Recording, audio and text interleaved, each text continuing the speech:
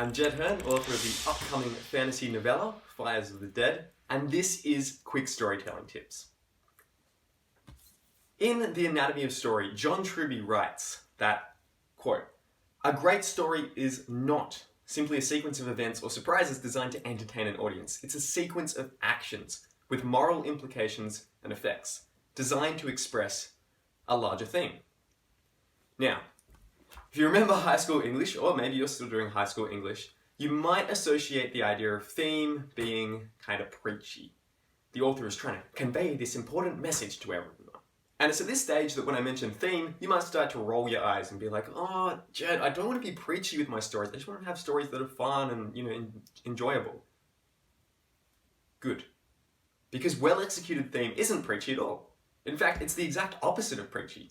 Because if we define preachy as only having one view, one sort of worldview, and just trying to impose that on readers throughout your story, theme is actually the exact opposite of it. So what exactly is theme?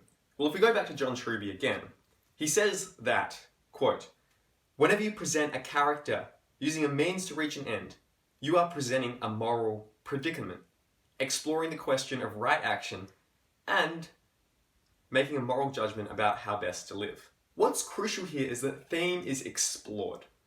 It's not preached, it's not delivered, it's not conveyed, it's explored. And like in any exploration, the fun is in the journey, not the destination. Stories that really strongly execute theme are these complex webs of different characters, interesting settings, plots, that all comment on the theme in their own individual way. Each character is part of a web of your wider story, and it attacks the theme from different angles in different ways. And it's these diverse perspectives that allow for theme to not be preachy, but to be this great exploration. Say that your theme is money is the root of all evil. Okay. So you could have one character who is a struggling artist who just sort of rejects the idea of money and tries to live in poverty because they think that money is completely evil. That's character one. Then character two could be this fabulously wealthy person, but they feel like they're a slave to their money.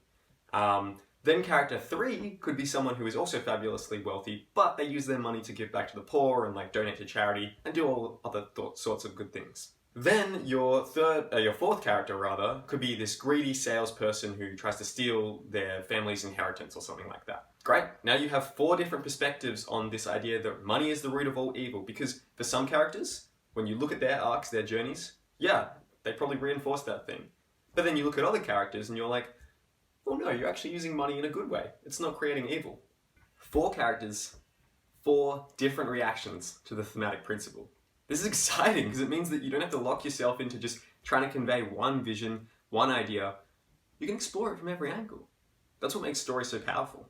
And provided that you don't make certain characters into straw men or women who are just trying to be ridiculous so that you can easily argue against what they're proposing in terms of the theme, and you instead ground everyone with strong motivations, strong reasons for reacting to the thematic principle how they do, this is how you avoid preachy themes. Simple. Diverse voices equals diverse ideas. It's a case of authors using characters to raise questions rather than answers. Questions about human behavior. And then not necessarily answering them, but just kind of exploring and watching how these things develop. And through that exploration, your theme will be conveyed. If you can do this right, if you can have different characters interact and react to the theme in various ways, rather than just trying to shove one theme down readers' throats, you're going to have readers thinking long after they close the book. And that's our episode. Thanks for listening, and I'll see you next time.